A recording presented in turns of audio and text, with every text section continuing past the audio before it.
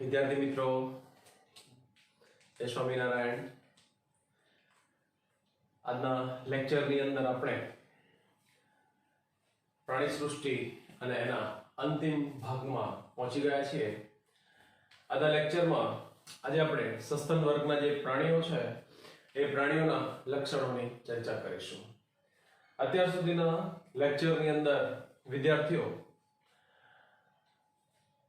મેરુદંડી પ્રાણીઓ શું છે, અમેરુદંડી પ્રાણીઓ શું છે, અને એ જ રીતે મેરુદંડી પ્રાણીઓની અંદર પૃષ્ઠવંશી પ્રાણીઓમાં કોનો કોનો સમાવેશ કરવામાં આવે એ બધી સમજૂતી આપણે સરસ મજાની આપી છે. વિદ્યાર્થીઓ, નીટ અને સ્કૂલની એક્ઝામ ની દ્રષ્ટિએ આ ચેપ્ટર ખૂબ જ મહત્વનું છે. નીટની અંદર ટેક્સોનોમી એક વિભાગ તરીકે પૂછાતો હોય છે અને ટેક્સોનોમીમાં જેને આપણે ગુજરાતીમાં વર્ગીકરણ વિદ્યા તરીકે ઓળખીએ.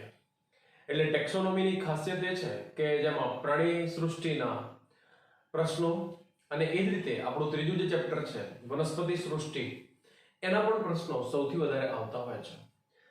તો વિદ્યાર્થીઓ જેમને નીટમાં સારો સ્કોર કરવો હોય અને નીટની પરીક્ષા સારી રીતે અપિયર કરવી હોય તો એમણે આ ચેપ્ટર અને એના એક એક લક્ષણ તમારે સારી રીતે તૈયાર કરી અને પછી તમારે પરીક્ષામાં બેસવાનું.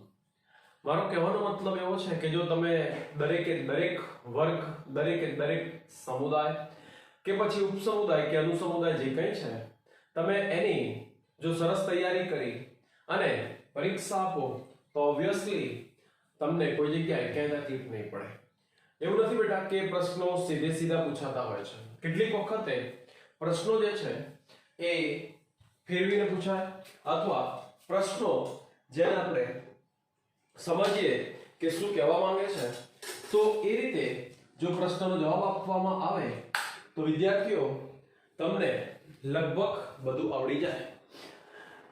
પ્રાણી સૃષ્ટિના જે સભ્યો છે એ સભ્યોની અંદર આપણે સીધા સાદા ઉદાહરણો પૂછી શકીએ છીએ પ્રશ્નની અંદર, તો એ પણ તમને આવડે. ઇવન એવું પણ પૂછાય કે નીચેનામાંથી કયું સંગત છે, કયું અસંગત છે, નીચેનામાંથી કયું એને સમુદાયનું લક્ષણ છે કે નીચેનામાંથી કયું એ સમુદાયનું લક્ષણ નથી. ટૂંકમાં વિદ્યાર્થીઓ, તમારી જો તૈયારી સારી હોય તો પ્રશ્નને સાંભળી અને તરત જ તમારા માઇન્ડમાં ક્લિક થાય કે આનો જવાબ આ હોઈ શકે છે. તો વિદ્યાર્થીઓ, તમારી તૈયારી ખૂબ જ સારી હોવી જોઈએ. પરીક્ષાની દ્રષ્ટિએ પણ તમને સ્કૂલની પરીક્ષામાં પણ કોઈ સીધે સીધો સમુદાય પૂછાઈ જાય તો પણ આપણને લખતા આવડે. એના એક એક કરીને લક્ષણ લખતા જઈએ. પહેલા આપણે વસવાટ લખીએ, બરાબર, પછી એક એક કરીને બધી સિસ્ટમો લખતા જઈએ, શરીરનું આયોજન લખતા જઈએ. ઓકે, સિસ્ટમો લખતા જઈએ કે પાચન તંત્ર કેવું છે, રુધિરાભિસરણ તંત્ર કેવું છે, ઉત્સર્જન તંત્ર કેવું છે, શ્વસન તંત્ર કેવું છે, વગેરે વગેરે વગેરે. છેલ્લે એના ઉદાહરણ અને દરેક સમુદાય કે દરેક વર્ગની એક લાક્ષણિકતા હોય, એક વિશિષ્ટતા હોય, તો એ પણ તમે એની અંદર લખો. જેમ કે આપણે એવું કહી શકીએ કે ઉભયજીવી વર્ગની વિશિષ્ટતા શું? તો સાહેબ, ઉભયજીવી વર્ગની વિશિષ્ટતા તેઓ જમીન અને પાણી એમ બંને જગ્યાએ રહે છે. આવી દરેકે દરેક સમુદાયની કે દરેકે દરેક વર્ગની એક ચોક્કસ વિશિષ્ટતા હોય તો એ પણ તમે લખો. બરાબર. કેટલીક વખતે પરીક્ષાની અંદર આપણને એમ થાય કે સાહેબ સીધે સીધું પૂછાય, તો કેટલીક વખતે ફેરવીને પ્રશ્ન પૂછાતો હોય. બરાબર. ધારો કે એવો પ્રશ્ન પૂછાય કે સૌ પ્રથમ સંપૂર્ણપણે સ્થળીય જીવન ગુજારતા પ્રાણીઓનો વર્ગ લખો અથવા પ્રાણી સૃષ્ટિના સભ્યોની માહિતી આપો. તો આપણને ખબર પડે કે સંપૂર્ણપણે સ્થળીય જીવન એટલે સરીસૃપ વર્ગના પ્રાણીઓથી શરૂઆત થાય. તો આપણને ખબર પડે સૌ પ્રથમ પૃથ્વી પર સંતાપી પ્રાણીઓ જે છે એ પ્રાણીઓની સમજૂતી આપો અથવા એ પ્રાણીઓના લક્ષણોની સમજૂતી આપો. તો આપણને ખબર પડે કે વિહંગ વર્ગના મારે લક્ષણો. કેટલીક વખતે સ્કૂલોની અંદર આમ ફેરવીને પ્રશ્નો આ રીતે પૂછાતા હોય કે નીચે આપેલા સમુદાયના જે પ્રાણીઓ છે એમાં માત્ર અને માત્ર ઉત્સર્જનની માહિતી આપો. તો તમને ખ્યાલ આવે કે પહેલો એક સમુદાય તમને ત્યાં આપેલો હોય કે ભાઈ સંધિપાત સમુદાયમાં ઉત્સર્જન માટે શું વ્યવસ્થા છે. નુપુરક સમુદાય એટલે એવું નહીં કે એક આખો સમુદાય પૂછાઈ જાય, એક આખો વર્ગ પૂછાઈ જાય, એવું નહીં. એવું પણ પૂછાઈ શકે અને લાક્ષણિકતાઓ, વિશિષ્ટતાઓ પણ પૂછાઈ શકે છે. તો વિદ્યાર્થી મિત્રો, આઈ હોપ કે તમે સારી તૈયારી કરશો અને આ ચેપ્ટર આજે આપણે ટ્યુશનની અંદર બરાબર પૂરું કરીએ છીએ અને આજનો જે ટોપિક છે એ ટોપિકની ચર્ચા કરીએ તો આજનો ટોપિક છે આપણો વર્ગ સસ્તન. બરોબર છે. વિદ્યાર્થી મિત્રો, અહીંયા બહુ અગત્યની એક બાબત છે, સસ્તન એટલે આને આપણે અંગ્રેજીમાં મેમલ્સ તરીકે પણ ઓળખીએ. મેમેલિયન ગ્લેન્ડ, એના ઉપરથી એનું નામ છે મેમલ્સ.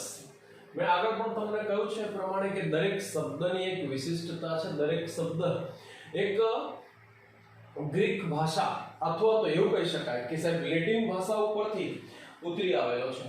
ટૂંકમાં આ પ્રાણીઓ જે છે એમને શા માટે મેમલ્સ કહેવાય અથવા તો સસ્તન કહેવાય? તો વિદ્યાર્થીઓ, તમે જોશો એટલે સંધિ છૂટી પાડો એટલે તમને ખ્યાલ આવે સ વત્તા સ્તન એટલે કે સ એટલે સાથે અને સ્તન ગ્રંથિ ધરાવતા પ્રાણીઓ એટલે સ્તન ગ્રંથિ સાથેના પ્રાણીઓ. એટલે આપણને ખબર પડી ગઈ કે સાહેબ તેમને સસ્તન કહેવાય.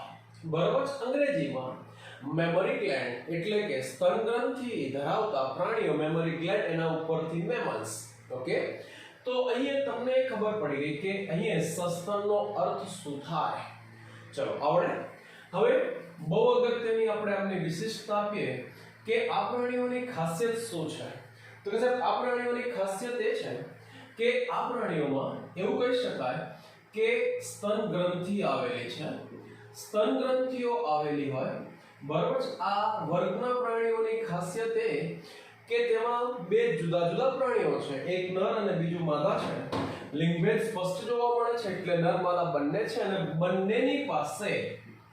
બંને પ્રાણીઓની પાસે સ્તન ગ્રંથિ આવેલી હોય. પણ નરની ખાસિયત એ છે કે નરમાં સ્તન ગ્રંથિ એ નામ પૂરતી હોય અથવા આવું પણ તમે લખી શકો કે તે અક્રિયાશીલ હોય, જ્યારે માદા પ્રાણીની ખાસિયત એ છે કે માદા પ્રાણીએ ગર્ભ ધારણ કરવાનો હોય અને 9 મહિના સુધી પોતાના શરીરની અંદર, હું મનુષ્યની વાત કરું છું, આવા બીજા અન્ય પ્રાણીઓમાં પણ માતા પોતાના શરીરની અંદર ગર્ભને રાખે અને પછી એનો શું કરે, વિકાસ કરે અને ગર્ભ અવસ્થાના અંતે પ્રસૂતિની પ્રક્રિયા વડે તેઓ બચ્ચાને જન્મ આપે.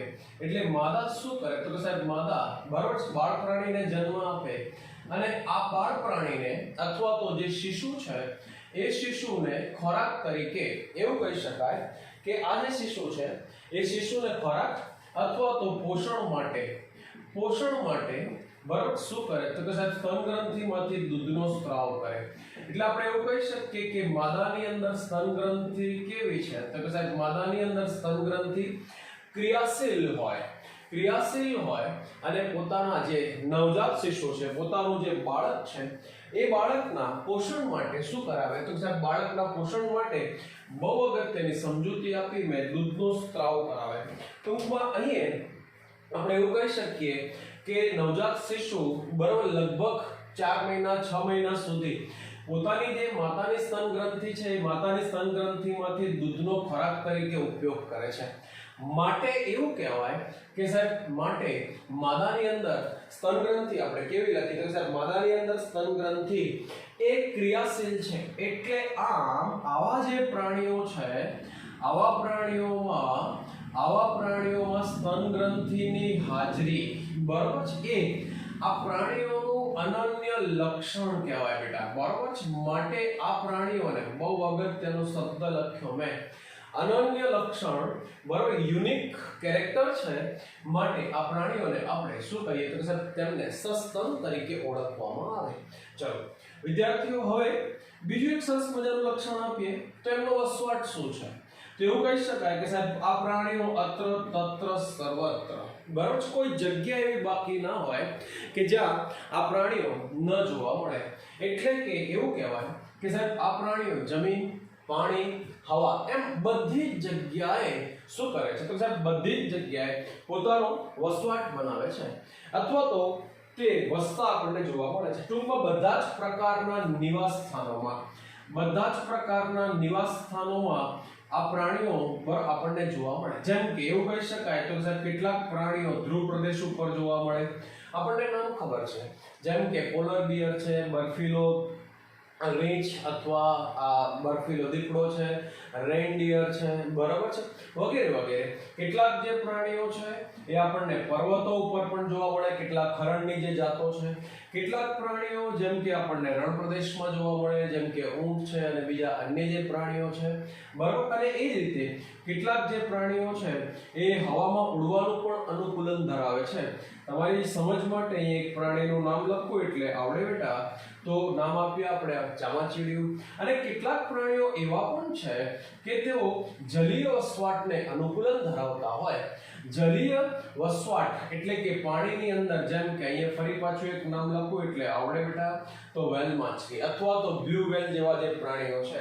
તો અહીંયા આપણે સરસ મજાની સમજૂતી આપી, બરાબર છે, કે જલીય વસવાટને અનુકૂલન મોટાભાગના જે પ્રાણીઓ છે સસ્તન વર્ગની અંદર, તો મોટાભાગના પ્રાણીઓ જંગલોમાં આપણને જોવા મળે. કેટલાક પ્રાણીઓ જે છે એ ચરીને પોતાનું જીવન પૂરું કરતા હોય, એટલે કે આપણે એમને નામ આપી શકીએ તો કદાચ તેઓ તૃણાહારી. કેટલાક પ્રાણીઓ જેમ કે રીંછ છે, બરોબર છે, અને બીજા અન્ય કેટલાક જે પ્રાણીઓ છે એ આપણને અંધારી ગુફામાં પણ જોવા મળે. તો વિદ્યાર્થીઓ, મેં અહીંયા પહેલા તમને પ્રાણી વર્ગ જે છે, આ પ્રાણીઓ જે છે એ પ્રાણીઓના, બરોબર છે, વસવાટની સમજૂતી આપી, એમના નિવાસ સ્થાનની સમજૂતી આપી. તો કે પ્રાણીઓ આપણને ક્યાં જોવા મળે છે, બરોબર છે, એના નિવાસ સ્થાન માટે. તો અહીં આપણે કહી શકીએ કે ધ્રુવ પ્રદેશ છે, કેટલાક પર્વતો ઉપર, કેટલાક રણ પ્રદેશમાં, કેટલાક હવામાં ઉડવાનું અનુકૂલન ધરાવતા હોય. તો ચામાચીડિયું ભલે હવામાં ઉડતું હોય પણ સસ્તન વર્ગનું પ્રાણી કહેવાય. બચ્ચાને જન્મ આપે અને પોતાના બચ્ચાને સ્તન ગ્રંથિ મારફતે દૂધનો ખોરાક તરીકે પોષણ પૂરું પાડે. જલીય વહેલ, જલીય પ્રાણીઓ બ્લુ વહેલ કે પછી સાદી વહેલ જે કંઈ આપણે કહીએ, તો વેલ પ્રાણીઓ પણ બચ્ચાને જન્મ આપે, માછલીઓ, અને એ પણ શું કહેવાય તો જલીય સસ્તન કહેવાય. અને મોટા ભાગના મેં અહીંયા લખ્યા, તો તમે આના માટે એક સરસ મજાની સમજૂતી આપી શકો છો. તો એક વાત બરોબર અહીંયા આપણે સમજૂતી આપી. વિદ્યાર્થીઓ, કેટલાક મુદ્દા ચોપડીમાં છે અને કેટલાક બરોબર હું બહારથી પણ સમજાવીશ, તો તમને આઈડિયા આવશે. વધારાના કેટલાક મુદ્દાની પણ આપણે ચર્ચા કરતા જઈશું. વિદ્યાર્થીઓ, હવે એના પછી આ પ્રાણીઓ એવા પ્રાણીઓ છે પૃથ્વી ઉપર કે જે સૌપ્રથમ એવું કહી શકાય કે સુવિકસિત કર્ણ ધરાવે છે. કર્ણ એટલે કાન, બરાબર છે, જેમાં કાનના 3 ભાગો. તો સૌથી અંદર સાંભળવાની ક્રિયા થાય, તો આને આપણે નામ આપીએ તો સાહેબ આને અંતઃકર્ણ કહેવાય. પછી મધ્ય કર્ણ આવેલું હોય, અને એ જ રીતે બાહ્ય કર્ણ તરીકે આ પ્રાણીઓમાં સ્થિતિસ્થાપક અને કાસ્થીનું બનેલું શું આવેલું હોય તો કે સાહેબ કર્ણ પલ્લવ આ પ્રાણીઓની અંદર જોવા મળે છે.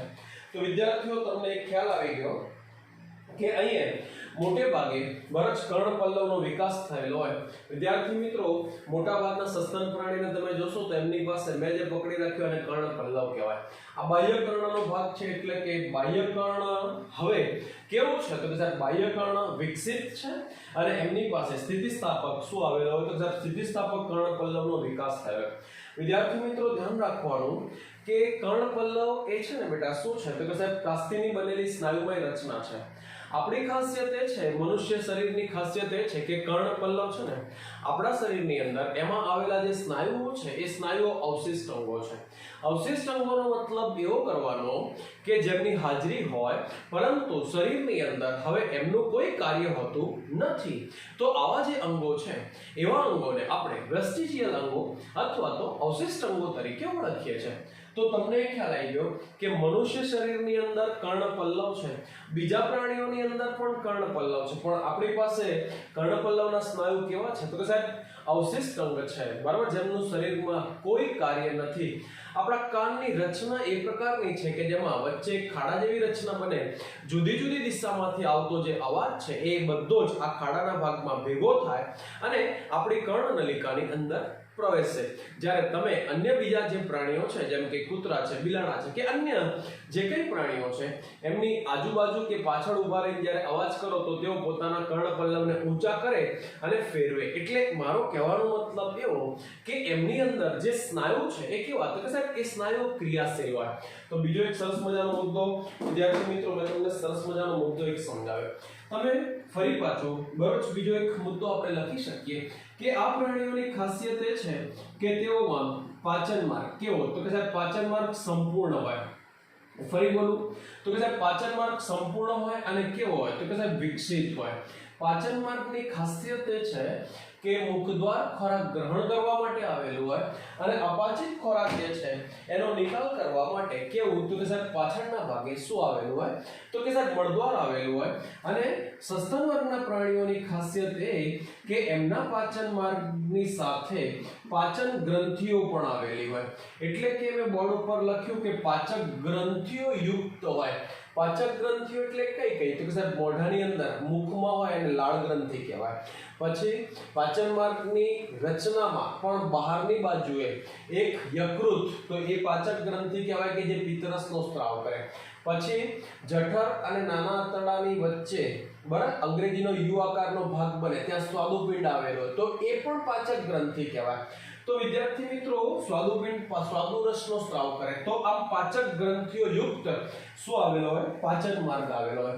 આ પ્રાણીઓની બહુ અગત્યની ખાસિયત એ છે કે આ પ્રાણીઓ જે છે એમના મુખની અંદર એવું કહી શકાય કે એમના મુખ અને એમાં આવેલા જે જડબા છે આપણે ભણી રહ્યા છે હનુધારી પ્રાણીઓ એટલે એક વસ્તુ નક્કી છે કે પ્રાણીઓમાં જડબાની હાજરી છે પણ જડબામાં એવું કહી શકાય વિભિન્ન પ્રકારના દાંત આવેલા હોય. ઓકે એક સરખા નહીં જુદા જુદા પ્રાણીઓ જે છે એ જુદા જુદા પ્રાણીઓમાં દાંતની રચના જે છે એ આપણને જુદી જુદી જોવા મળે. જેમ કે આપણી વાત કરીએ તો મનુષ્ય શરીરની અંદર એક સરખા દાંત ક્યારે હોતા નથી. બીજા જે કેટલાક પ્રાણીઓ છે મોટા ભાગના બધામાં દાંત જુદા જુદા પ્રકારના પણ કેટલાક જે પ્રાણીઓ છે જેમ કે સસલા છે ઉંદર વગેરેમાં એક સરખા દાંત આવેલા એટલે એ લોકો છે ને સમદંતી કહેવાય.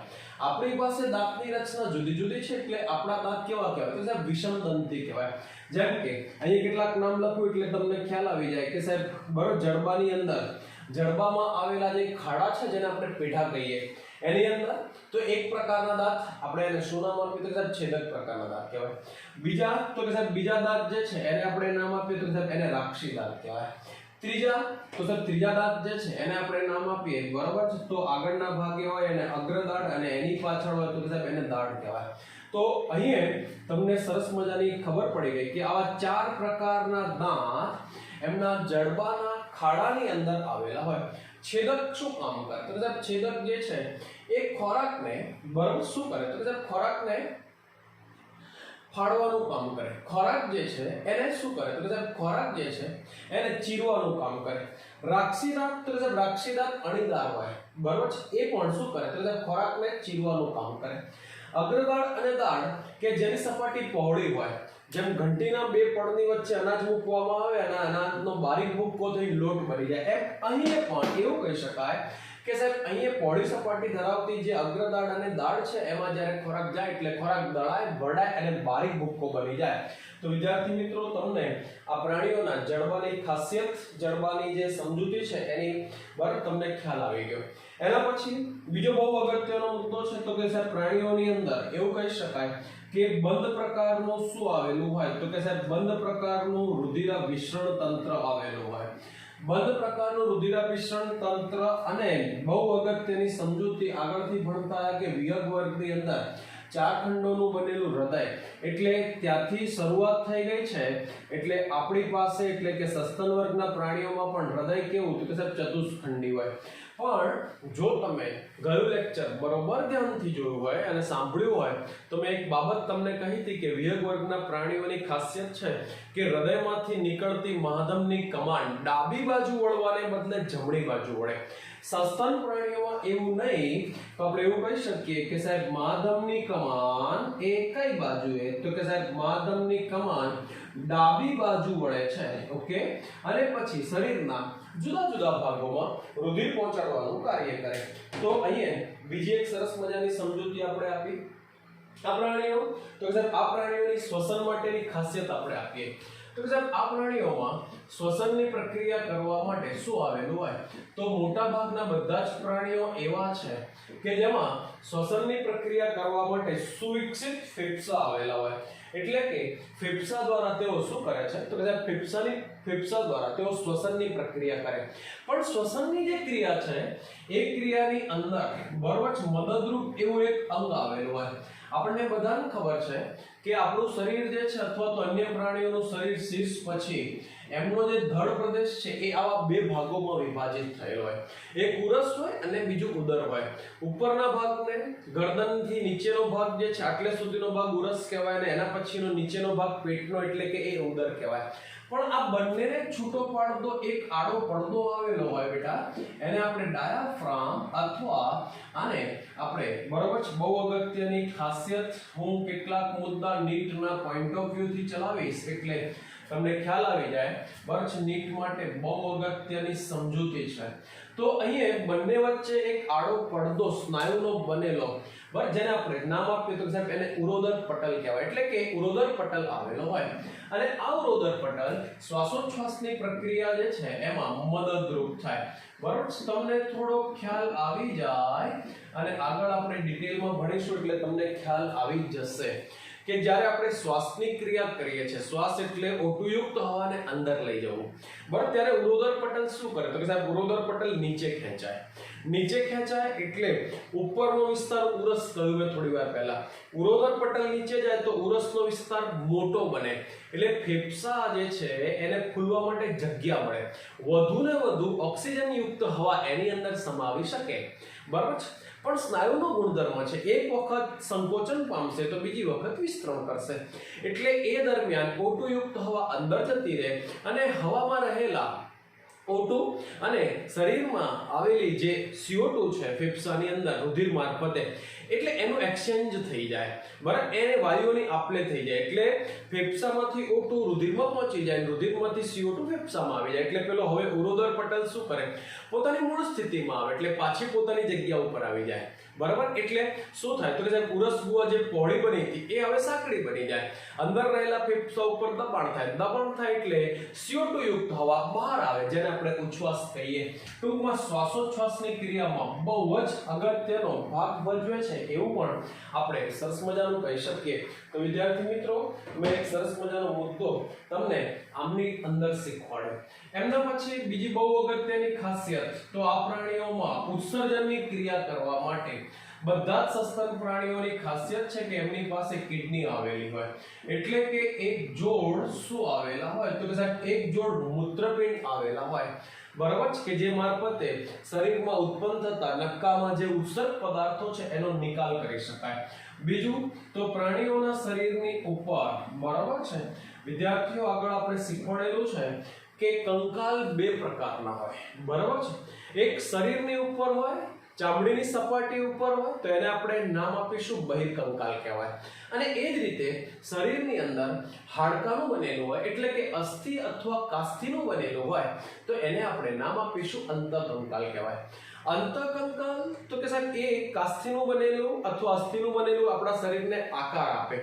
બરાબર, પ્રાણી શરીરનો ચોક્કસ આકાર આપવાનું કામ કરે. શરીરના જે અંગો છે એ અંગોને રક્ષણ પૂરું પાડે, જેમ કે મગજ તો હાડકાની બનેલી મસ્તક પેટીમાં સુરક્ષિત હોય. હૃદય તો કે સાહેબ ફેફસાની અંદર, હૃદય અને ફેફસા એ પાંસળી પિંજરની અંદર ગોઠવાય, જલ્દી એમને નુકસાન ના થાય, ટૂંકમાં રક્ષણ પૂરું પાડવાનું કામ કરે. જ્યારે બહિર્કંકાલ એટલે પ્રાણી શરીરની ત્વચા જે છે એની સપાટી ઉપર રક્ષણાત્મક આવરણ આવેલું હોય. આ જે રક્ષણાત્મક આવરણ કે જેને હવે આપણે શું કહીએ તો સાહેબ એને આપણે બહિર્કંકાલ તરીકે ઓળખીએ. આ પ્રાણીઓની ખાસિયત એ છે કે આ પ્રાણીઓમાં બહિર્કંકાલ તરીકે શું આવેલું હતું કે સાહેબ કેટલાક પ્રાણીઓ એવા છે કે જેમાં શીર્ષ ઉપર શિંગડા આવેલા હોય, કેટલાક પાછા એવા પણ છે કે જેમના શરીર ઉપર ભીંગડાનું આવરણ આવેલું હોય, કેટલાક પ્રાણીઓ કે જેમના પગની નીચે ખરી આવેલી હોય, પછી નખ આવેલા હોય અને નખના છેડે અણીદાર રચના જેને આપણે શું કહીએ તો સાહેબ નહર કહેવાય. બસ ટૂંકમાં અહીંયા શિંગડા, ભીંગડા, ખરી, નખ અને નહર જે છે એનું આવરણ એ બહિર્કંકાલ તરીકે આવેલું હોય અને જે રક્ષણાત્મક સ્તર તરીકે કામ કરે. પ્રાણી શરીર જે છે એના શરીર ઉપર રક્ષણાત્મક આવરણ તરીકે કામ કરે. પણ આ પ્રાણીઓમાં સૌથી સામાન્ય જો કોઈ બાબત હોય અને સૌથી સામાન્યપણું જો કોઈ જોવા મળતું હોય તો શરીર ઉપર રૂંવાટી અથવા વાળનું આવરણ, બરોબર, આ પ્રાણીઓની બહુ અગત્યની લાક્ષણિકતા છે. આ પ્રાણીઓ જે છે એમની અગત્યની લાક્ષણિકતા મેં કહ્યું એ પ્રમાણે કે શરીર ઉપર બરોબર છે રૂંવાટી અથવા તો વાળનું આવરણ આપણા શરીર ઉપર પણ તમે જુઓ તો તમને ખ્યાલ આવી જાય કે બહિર્કંકાલ તરીકે વાળ અથવા રૂંવાટીનું આવરણ ધરાવવાની બાબતમાં તેઓ છે ને અનોખા છે. તો તમને એક સરસ મજાનું લક્ષણ મેં પ્રચલન માટે બહિર્કંકાલ માટે તમને સમજાવ્યું.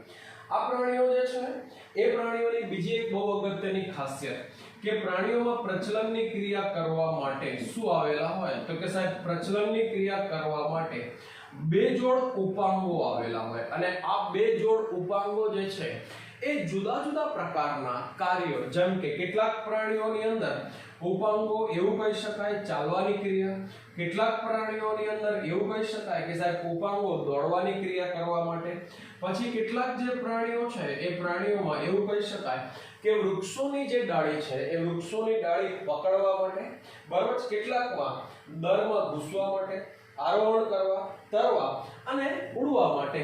તો અહીં બરાબર આરોહણ કરવું એટલે ઉપરની તરફ ચડવું, બરાબર.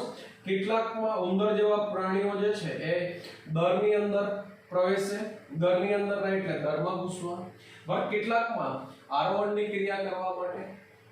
પછી એ જ રીતે આપણે એવું કહી શકીએ કે કેટલાક પ્રાણીઓ એવા પણ છે ચામાચીડિયા જેવા પ્રાણીઓ કે જેમાં ઉડવાની ક્રિયા અને બ્લુ વ્હેલ જેવા પ્રાણીઓ તો તરવાની ક્રિયા કરવા માટે, ટૂંકમાં આવા બધા જ કાર્યો કરવા માટે ઉપાંગો જે છે એ શું કરેલા તો કે સાહેબ ઉપાંગો રૂપાંતરણ પામેલા હોય. તો વિદ્યાર્થી મિત્રો બીજી એક સરસ મજાની સમજૂતી મેં બરાબર આ પ્રાણીઓની લાક્ષણિકતા માટે આપી. બહુ અગત્યની બીજી એક બાબત આ પ્રાણીઓ માટે આપી શકીએ કે આ પ્રાણીઓ પણ પક્ષીઓની જેમ જ કેવા છે તો કે સાહેબ તેઓ સમતાપી પ્રાણીઓ છે. સમતાપી પ્રાણીઓનો મતલબ કરીશું આપણે તો કે સાહેબ તેઓ ઉષ્ણ રુધિર વાળા પ્રાણીઓ છે. ઉષ્ણ રુધિર વાળા લખો, બરાબર, અથવા સમતાપી. બહારના તાપમાનમાં ગમે તેટલો ફેરફાર થાય તો પણ પ્રાણી શરીર પોતાના શરીરનું તાપમાન ગુમાવતા નથી. જો બહાર તાપમાન નીચું જાય તો પણ શરીરનું જે તાપમાન છે, હું આપણી વાત કરું તો આપણા શરીરનું તાપમાન રૂમ ટેમ્પરેચર કહેવાય. 37 ડિગ્રી પ્લસ માઇનસ અડધી ડિગ્રીનો ફેરફાર થાય એટલે બહાર ઠંડુ વાતાવરણ શિયાળા દરમિયાન આપણે 37 ડિગ્રી ગુમાવતા નથી કે ઉનાળા દરમિયાન બરફ બહાર 42 કે 44 કે 45 ડિગ્રી થઈ જાય તો પણ આપણે આપણા શરીરનું તાપમાન એટલું લઈ જતા નથી. આપણે આપણા શરીરનું તાપમાન જાળવી શકીએ છીએ. માટે શું કહેવાય તો કે સાહેબ સસ્તન વર્ગના બધા જ પ્રાણીઓ કેવા તો કે સાહેબ સમતાપી છે અને કેવા કયા મેં તો કે સાહેબ ઉષ્ણ રુધિર વાળા પ્રાણીઓ છે. ચલો આવડી જાય. છેલ્લો મુદ્દો તો વિદ્યાર્થી મિત્રો આ પ્રાણીઓમાં આપણે પ્રજનનની સમજૂતી આપીએ તો કે સાહેબ પ્રાણીઓ બહુ સ્પષ્ટ શું દર્શાવે છે તો કે સાહેબ લિંગભેદ દર્શાવે છે. ઓકે, નર અને માદા બંને જુદા જુદા પ્રાણીઓ છે. પ્રાણીઓની ખાસિયત કે તેઓ અંતઃફલન દર્શાવે છે. પ્રાણી શરીરની અંદર ફલન હંમેશા ધ્યાન રાખવાનું કે સસ્તન પ્રાણીની લાક્ષણિકતા છે માદાના શરીરની અંદર ફલનની પ્રક્રિયા થાય. અંડવાહિનીમાં ફલનની પ્રક્રિયાને પરિણામે શું થાય તો કે સાહેબ ફલનની પ્રક્રિયાને પરિણામે ફલિતાંડ રચાય અને ફલિતાંડમાંથી ગર્ભનો વિકાસ થાય. વિકાસ પામતો ગર્ભ કેવો તો કે સાહેબ એનો વિકાસ પણ સીધું જ બાળ પ્રાણી એ પુખ્ત પ્રાણી જેવું જ દેખાશે અને અહીંયા ગર્ભ વિકાસની પ્રક્રિયા પૂર્ણ થાય એટલે માદા જે છે માતૃ શરીર જે છે એ શું કરે તો કે સાહેબ જીવતા બચ્ચાને જન્મ આપે. એટલે આપણે એવું કહી શકીએ કે તેઓ બધા જ અપત્ય પ્રસવી પ્રાણીઓ છે. બરાબર છે. કેટલાક અપવાદરૂપ કિસ્સાની અંદર બરાબર કેટલાક અંડપ્રસવી છે. જેમ કે આવું એક ઉદાહરણ લખીએ એટલે તમને ખ્યાલ આવે કે બતક ચાંચ.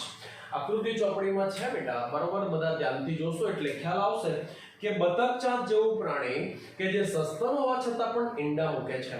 પણ મોટા ભાગના બધા જ સસ્તન અપવાદરૂપ આ કિસ્સાને બાદ કરતા બધા જ શું કરે તો કે સાહેબ બધા બચ્ચાને જન્મ આપે.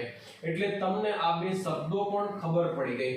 જે બચ્ચાને જન્મ આપે એ બધા અપત્ય પ્રસવી કહેવાય, જે ઈંડા મૂકે એ બધા અંડપ્રસવી કહેવાય.